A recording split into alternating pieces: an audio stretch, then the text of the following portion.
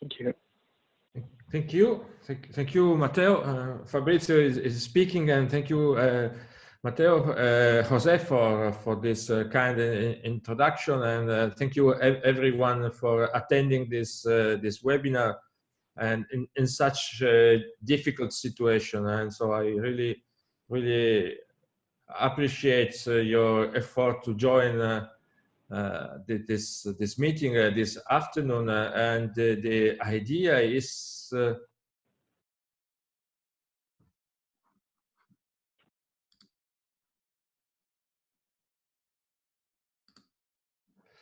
and that's sorry, I was distracted by the chat, but anyway, and let's say just a few words. This smart grid evaluation tool has been prepared as an ISGAN Annex 3 activity. The Annex 3 is the working group that is working on well, we started working on cost-benefit analysis for smart grid, and we also enlarged our focus to not only to cost-benefit, but to decision-making applied to smart grids, and particularly we worked in the last years on multi-criteria tools, since we have analyzed the cost-benefit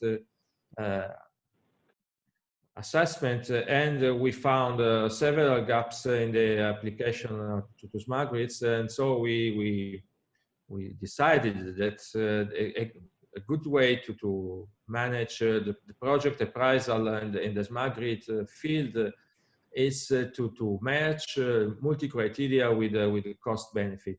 Then we decided to develop a software tool, and the software tool is now on the web. It could be used by everyone after a registration phase. And the reason we decided, the reason why I decided to offer this webinar is to show the tool, to invite people to use the tool, to make comments, to suggest change and improvements, and the idea is to at the end of this process to have a better quality cost benefit and multi-criteria software available for everyone. And nowadays in Annex 3 we are starting a new research activities that is on the application of the project assessment in the field of smart grid, particularly applied to the smart grid. In many countries in Europe, but in the USA and in many other countries in the world, in India and China, it is clear that if we want to make smart grid a reality in the distribution systems, it is really necessary to make the smart grid a real part of the planning process. And so we need to include in our development plans the potentialities offered by smart grids. But this is not that easy, because in many cases we have to compare traditional actions like building a new line, adding a new transformer, to new ways that could be offered by several players, customers, prosumers, and so on. And so it's really the time to have new tools to make fair and an objective comparison of different design options. And so this is something that we are going to start in the next months, and it's really up to date, I think. And so this is about the future of Annex 3. And regarding this webinar, you can see the outline, and after this brief introduction, I will leave the floor to Matteo, that is one of the authors of the software, and so he's the best person to present with greater detail how the software works. So you can see that we have just few slides regarding the tool and the need of merging multi-criteria analysis with the cost benefit. And then there will be a presentation on the smart grid evaluation toolkit and the approach we have followed and applied. And then we got in detail on how to use the tool. So how to create a new assessment activity, how to create the structure of assessment criteria, how to define the criteria, how to weight the custom criteria, and then how to weight the criteria and define alternatives, and finally how to read the results. And then we will have some concluding remarks. So this is what we are going to do for this afternoon. Again, thank you everyone for attending the webinar. I hope that it could be a little bit useful for your professional life. If not, I apologize for that. But believe us, we really try to do our best in order to make this afternoon as much profitable as possible. And Matteo, I think that now is time to go directly in the presentation of the toolkit. So the floor is yours. Okay, thank you, Professor. And now I will give you a brief introduction on the motivation that of the activity that ISGAN made on the analysis for the smart grid initiative. So we can go to the next slide. And smart grid initiative are like peculiar because are different from other the other planning activities because since novel features and the service that will be enabled we produce relevant socio-economic impact. We have noticed that the traditional approaches for project assessment based only on economic evaluation are not so reliable. In particular, we have the smart grid initiative have a wide range impacts and indirect and side effects, and most of these impacts are intangible because they affect not only the monetary sphere. And so since smart grid initiative are something new in the power system scenario, we have a lack of data and data uncertainty. So the implication of these impact characteristics are related to the fact that not only monetary impacts are of interest, but we have also to identify the impact on society at large, on environment, and so in general the externalities.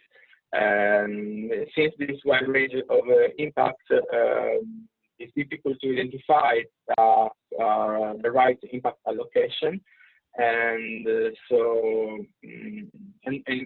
also the quantifiable impacts is not possible. So it's not possible to give to them a monetary value that is reliable. And another problem is the fact that the strategic decision making is under uncertainty, since because the horizon of the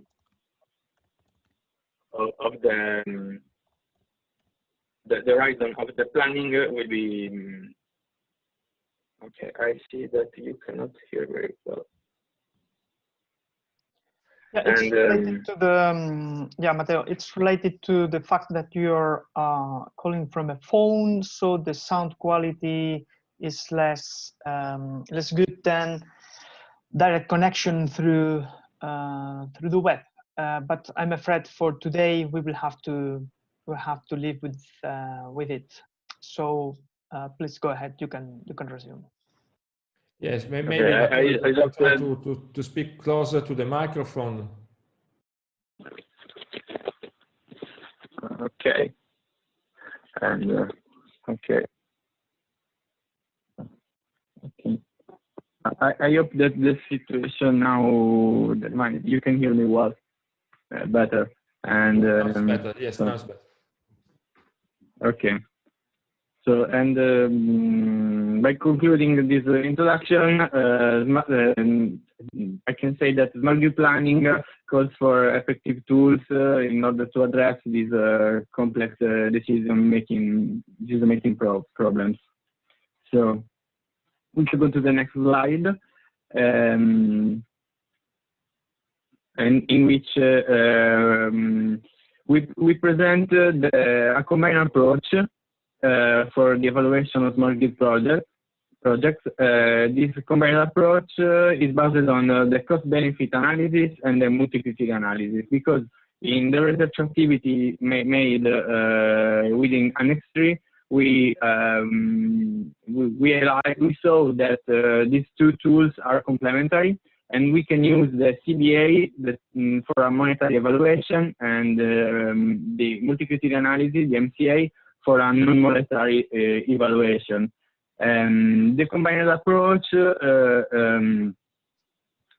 useful for relieve the lacks of the respective of each tool, and also emphasize the strength of each tool, since cost-benefit analysis is rigorous and rational, is well formalized, is widely acknowledged, and it is easy to communicate the results of the cost-benefit analysis. While multi-critic analysis is flexible, it does not require the monetization of all impacts, and it's possible to assess multiple conflicting criteria and assures the participation of the stakeholders. By merging these two tools, we are not going to lose anything, because we are keeping the strength of both assessment tools. So we can go next to the next slide. And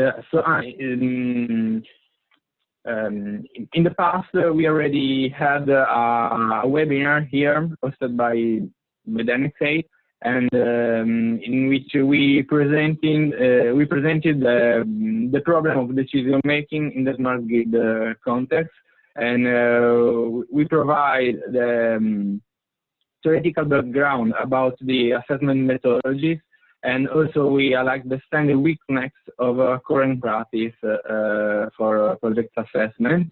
The webinar is available and at the link that is on this slide. In this webinar, in the ongoing webinar, we are going to present the results of these analysis, of the research, but in terms of tools. So we learn from our research activity what is needed by the smart grid context. And so we propose, we develop the ISGAN Smart Grid Evaluation Toolkit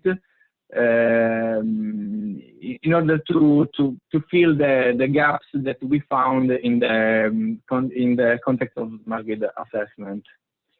So we can go next, and now I will present the tool.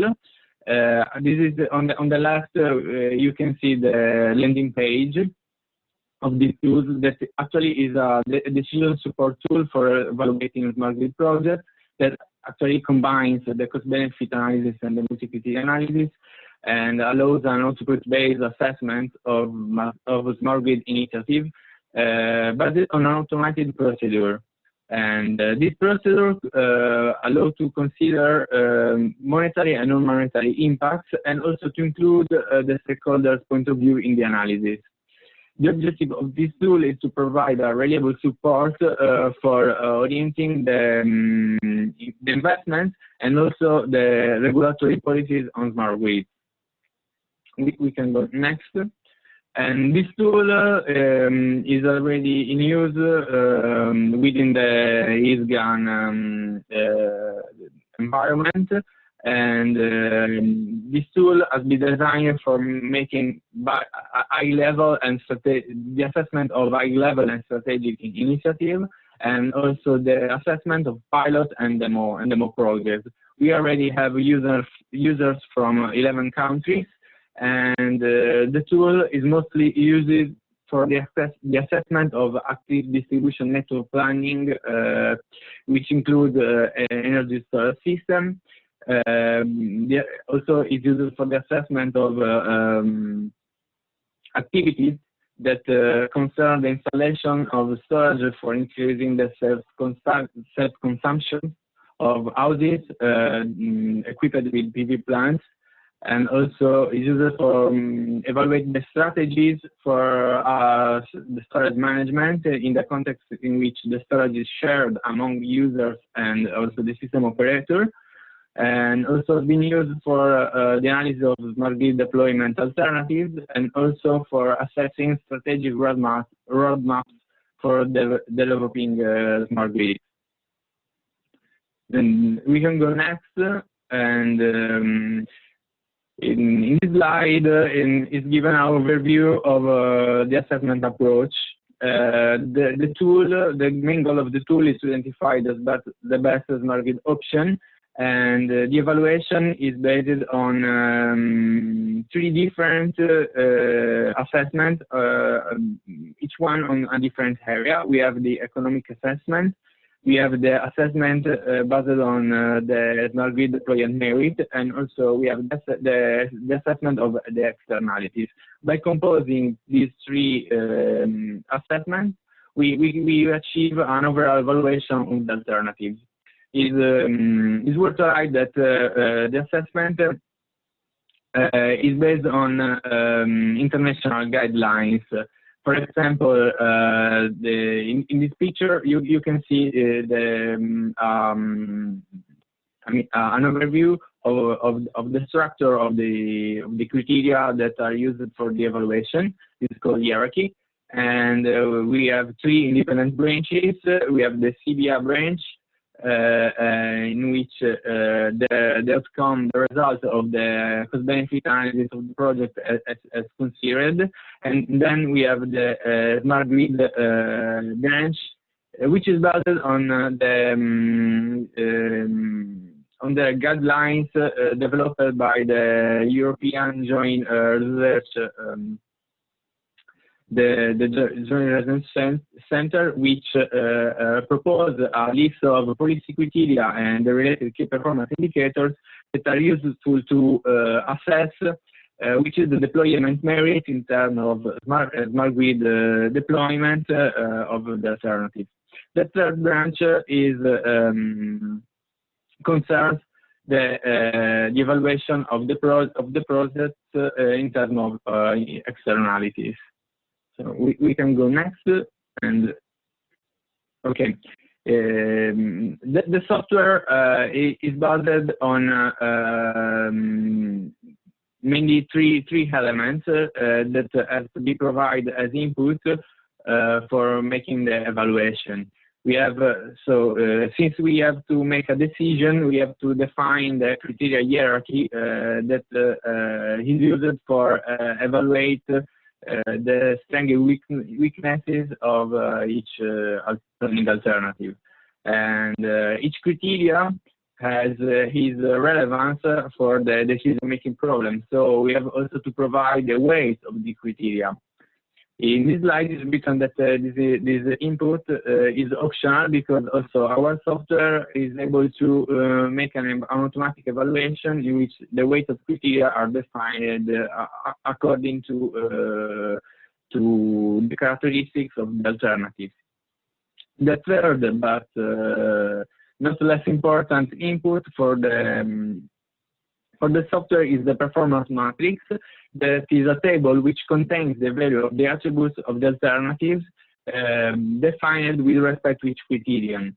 So the software basically analyzes this performance matrix and develop a as output a ranking of the alternative, and according to this ranking, the decision maker can understand which could be the best alternative to be implemented.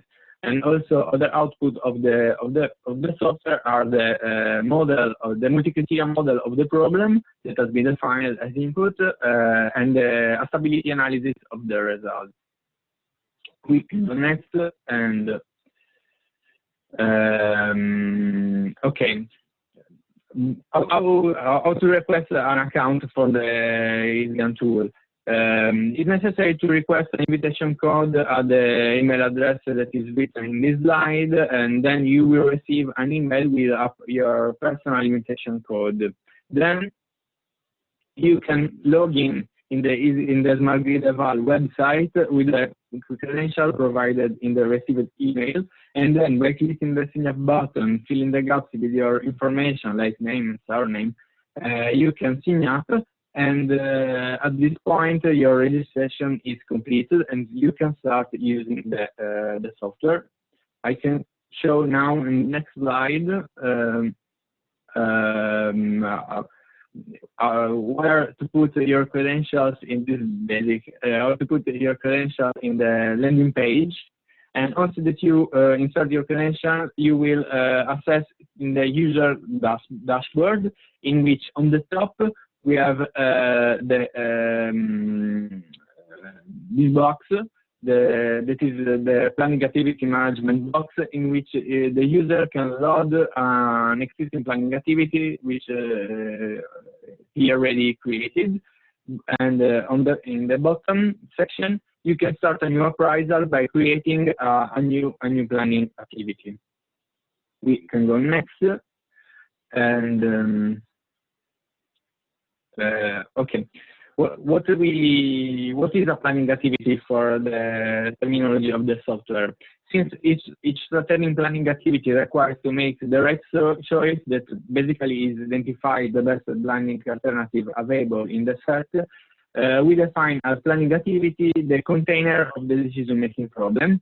Within a planning activity is formed by the evaluation criteria, the structure of these criteria, the weight that are provided for these criteria, and the planning activities that are defined in terms of attributes that then compose the performance matrix. So, different planning activity represent different decision-making problems. Okay. So for making the appraisal of a planning activity, the software requires to select, in this slide I will give an overview of what I will present next in the tutorial. So for making an appraisal of the planning activity, we need to select which of the three branches have to be included in the assessment. Then it's necessary to define the criteria which compose each branch, and to define the alternatives in terms of attributes with respect to all the criteria. Once that the alternative is defined, we need to load the performance matrix of the alternatives and select the weighting algorithm, or define the weight of the evaluation criteria by hand, according to the stakeholder perspective, if available.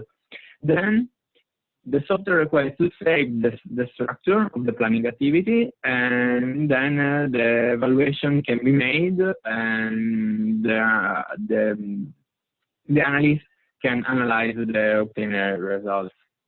So we can go next, because I already presented the fact that on the top you can load an existing planning activity, while on the bottom you can create a new planning activity from scratch. In particular, you can select the new planning activity tab. Then you have to type the name of your planning activity in the box, and you can also choose if use an empty template, so starting really from scratch, or using a template. For example, we have already implemented a template that allows to evaluate the storage project. Then, by clicking on the Create button, you can start your appraisal.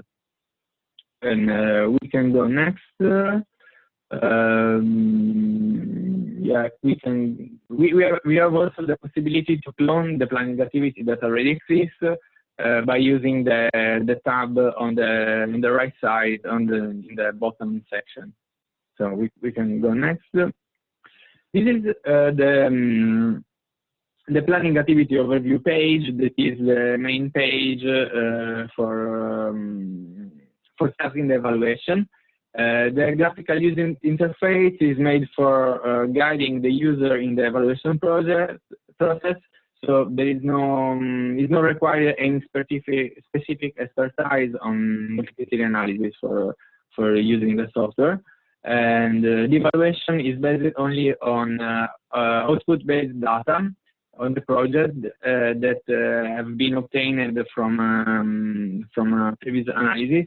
And also the information about the stakeholder view on the decision-making problem could be required, at least for creating the criteria structure.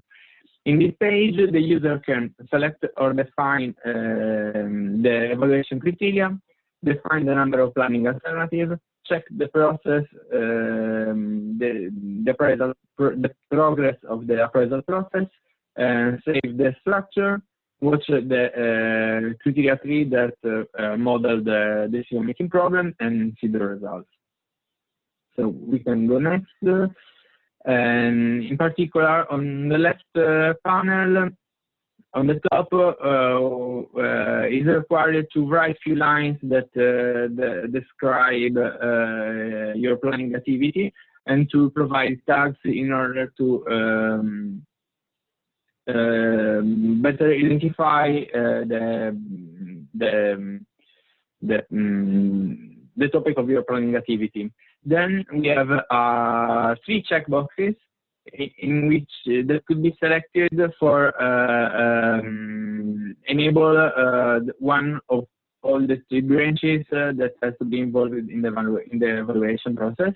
Then the number of design options of the alternatives has to be defined, and then the last section is used for choosing the weighting method that will be used in the evaluation process. We can go next for analyzing the right panel, in which on the top we have a link for downloading the planning activity that has been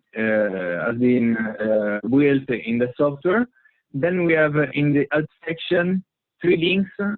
One is allows the user to download the templates that actually are the spreadsheet files for defining the performance matrix, and also for defining the criteria weights. And also we have spreadsheets used for making simplified cost-benefit analysis. The second link is the help page for the criteria palette, and the third link is useful for define custom criteria, because this software the software has a predefined list of criteria, but the user can modify and create its own criteria according to the requirements of its evaluation process. Then on the bottom we have the to-do list, which allows the user to check it gives an overview on what is done and what is missing in the appraisal process of the planning activity that is going on. Okay, we can go next.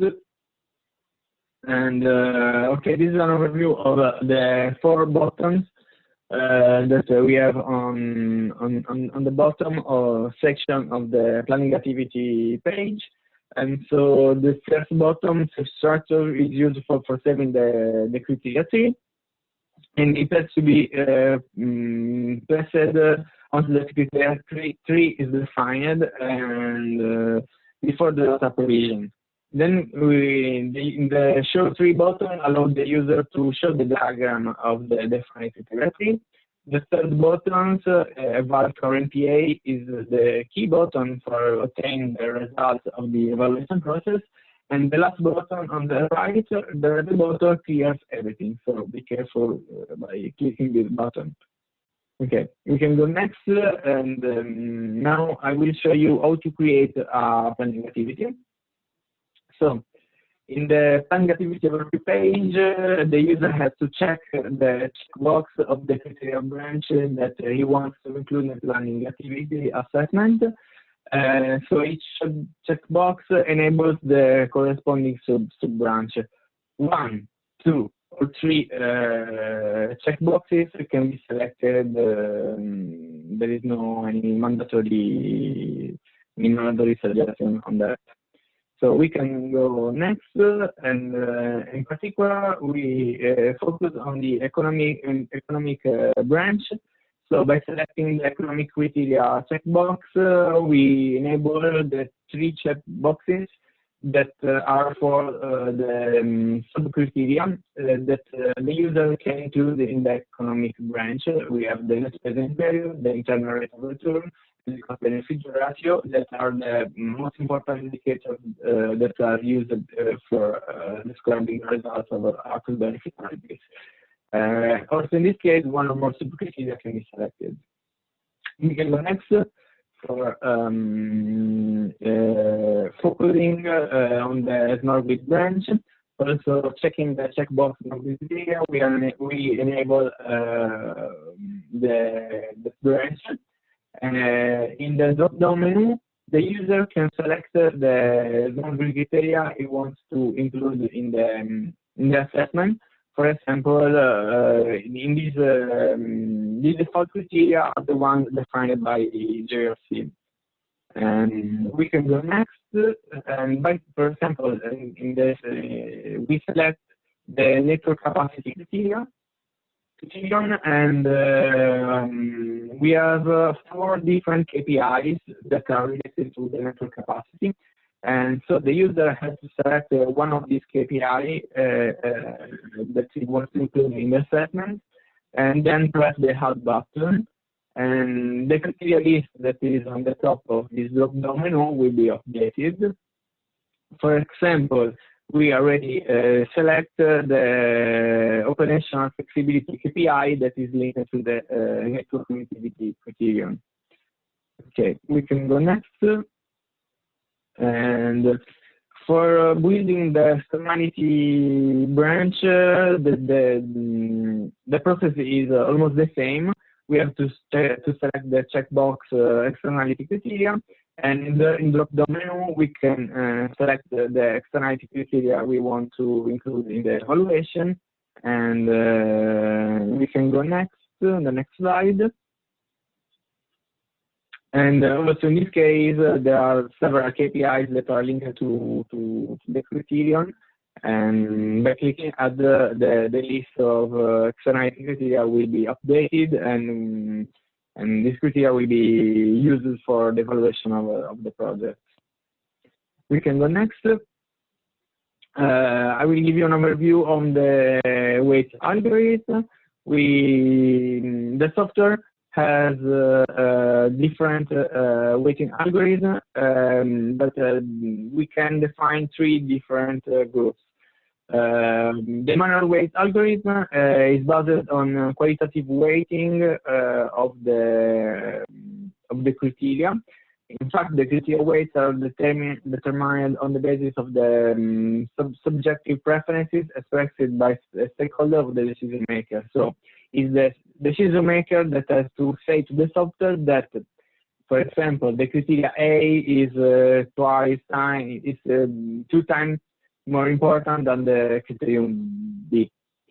Why? We have the entropy, standard, and inner point weighting method that are synthetic weighting methods that they do not require any input from the user, but the weights are evaluated according only on the data available for the alternatives.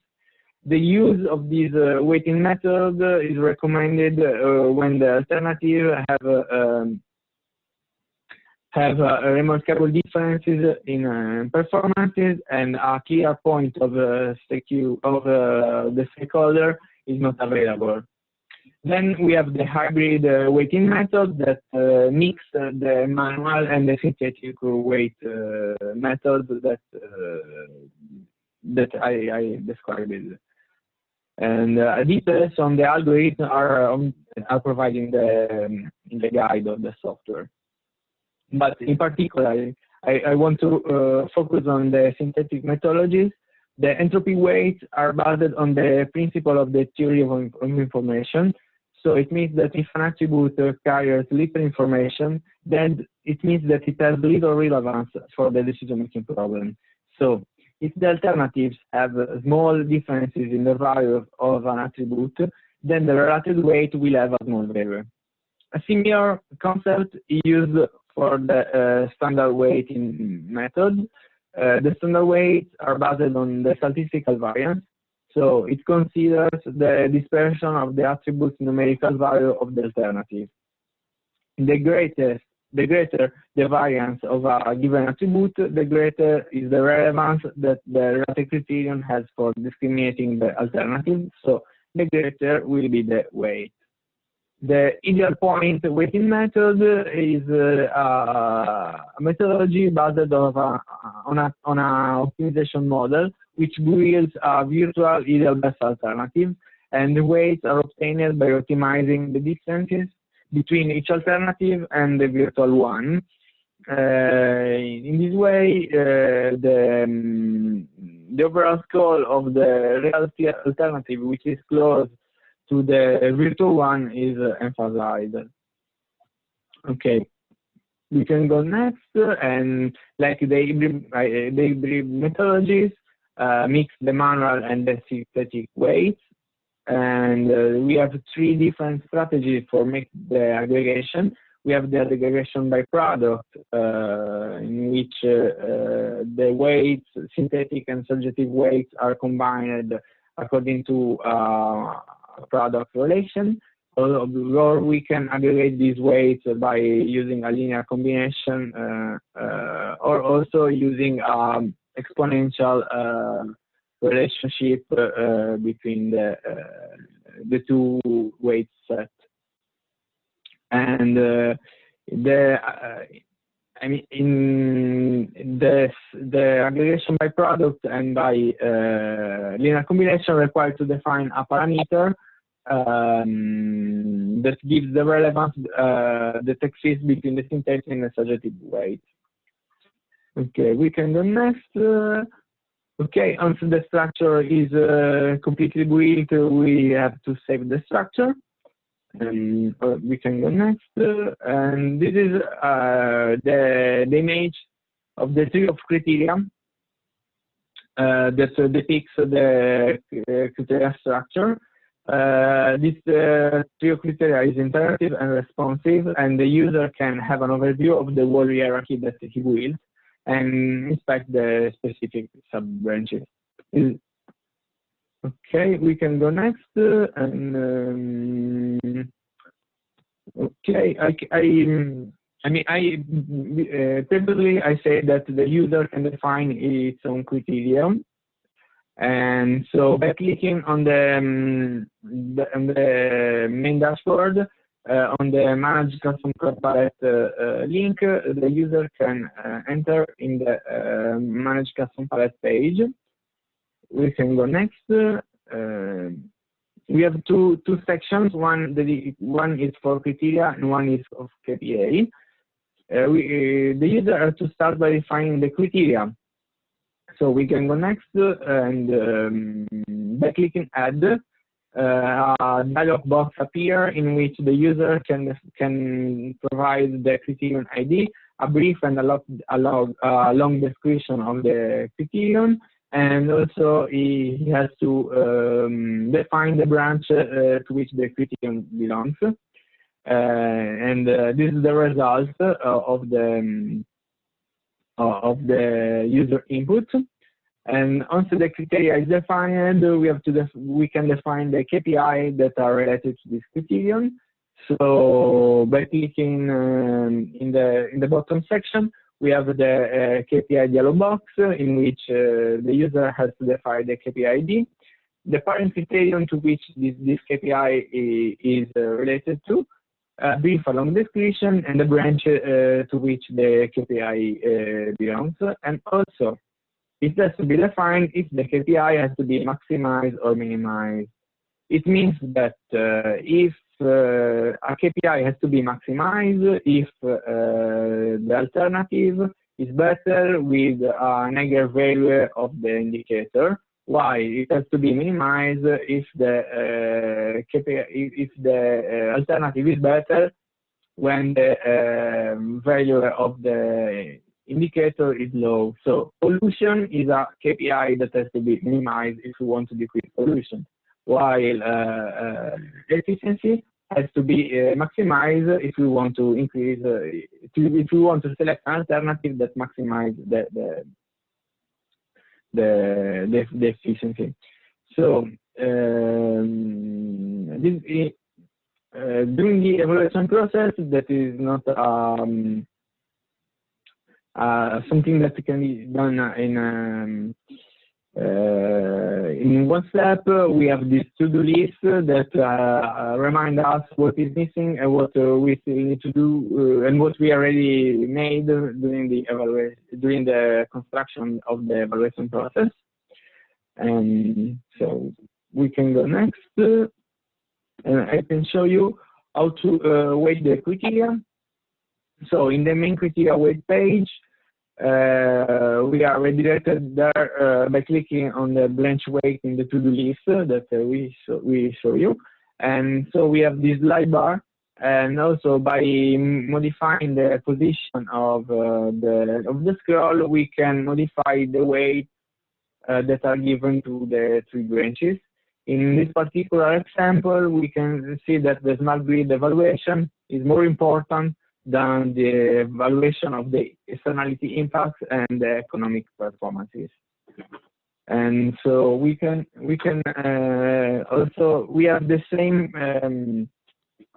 also have the same procedure for giving the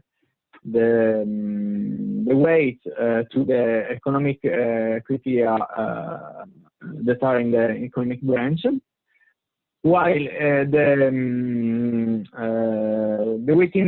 subjective weighting method for the externality branch is different, since we have a complex structure. So we can provide weight by giving a local priority vector or by using a pairwise comparison matrix. So we can go next, and the local priority vector. Okay, we have on the right side in the picture an example of a branch structure in which we have two criteria and three KPIs that are related one to each other, and then the figures are the relative relevance among the criteria between each criteria and each KPI.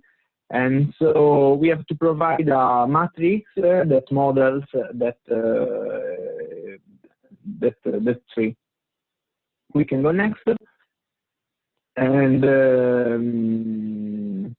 we can go. Oh, okay, this is the weighting method. Sorry, this is the weighting method for that use the matrices, the pairwise comparison matrices. We have a table in which the criteria are by rows and by lines, and we have to provide a score that models the relevance of criteria. For example, society is 9 times more relevant than environment, according to this example. So by completing these matrices and by clicking submit, the software will evaluate the criteria weight of your planning activity. So Now I can show you how the alternatives are defined. We need to download the template from the link, and we have a spreadsheet that has three pages. In general, the economic page, the smart grid page, and the externality page. We have by rows. Each row represents an alternative, while each column represents a criteria. For example, the economic, by observing the economic table, we have three alternatives, and the attribute that defines the alternative is the net present value. We have that each alternative has a different value of NPV. And by uploading this structure, we are defining the alternatives that are evaluated by the software. Okay, we can go next. And okay, this is the quantitative scoring of the alternative is actually what I present. So we have to load the performance matrix of the alternative that contains the value of the attribute according to each criterion. While we have also, we can go next, and we can also have a qualitative scoring. So if we don't have figures for the attributes of the alternative, because the criterion that we are evaluating is not something that we can quantify, the decision maker can define a qualitative assessment of the alternative by using a comparison matrix. Essentially, for example, we have that as we can see on the matrix, we have that alternative 1 is 7 times better than the alternative 2 in terms of net present value. So the alternative 1 allows to achieve an higher economic performance, while the alternative 1 and the alternative 3 are on the same level, so they are indifferent. The stakeholder is indifferent among by watching these two alternatives, considering the economic performance evaluated by the net present value. So we have a drop-down menu, and we can select the value that we want to put. Okay, we can go next, and finally, once that we complete the to-do list, we can press the eval button, and we will be redirected to the result page. So we can go next. The results page is mainly composed by tables and charts. So the tables resume the rank of the alternatives. For example, we have 5 alternatives that are ranked according to the overall score, and we saw that the best alternative for the evaluation problem is the alternative 5 that achieves the highest overall score. We also have we can also have a chart of this information, and also we have the partial rankings. So for the economic, the smart grid, and externality branch, we have the particular rank. So it can happen that alternative, the best alternative for the overall evaluation is not the best for the economic point of view, but or the other branches. We have also the chart that resumes the relevance that we define. We have defined for the branch, for the weight. So we can go next, and we have the flat weight. This is an output of the software because it evaluates the global weight, the global priorities of the KPIs of the decision tree that has been defined. This is useful for understanding the results that have been obtained, and for also with different models of the same decision-making problem. We can go next, and The last parameter that we have is the indicator of ranking stability, and so it gives an overview on the stability of the provided solution. So it represents the invariance of the best alternative of the final rank. So the stability is in terms of is evaluated with respect to criteria weights. So the indicator considers the range of criteria weights in which there is no change in the final result. The greater is the indicator value, the greater is the stability of the solution. And also, if we use synthetic weight, we have the overall ranking that is obtained by using the synthetic weight instead of the subjective one. And finally, in the next slide, we have also the flat weight, so the global priorities that correspond to the synthetic weight method. We can go next, and we can conclude that new assessment approach for considering the potential of smart grid technology and leverage impacts are required, and a joint MCA-CBA approach cannot class the weaknesses of both CBA and MCA by emphasizing their respective strengths. The MCA-CBA assessment framework that is implementing the Smart Grid Evaluation Toolkit supports the decision makers in the process of assessing the impacts of different areas, assessing the monetary and intangible impacts, and also it reduces the data required for the assessment, since also a qualitative evaluation is possible, and also promote the active participation of stakeholders by including their point of view in terms of structure of criteria and weight of criteria. Finally, the automated analysis of the Smart Grid Evaluation Toolkit allows to analyze large set of planning goals. For example, we use for analyze a Pareto front made of thousands of alternatives that has been developed by a heuristic optimization model. We know that a Pareto front is actually difficult to analyze if it is large. And okay, I conclude with that, and thank you for your attention.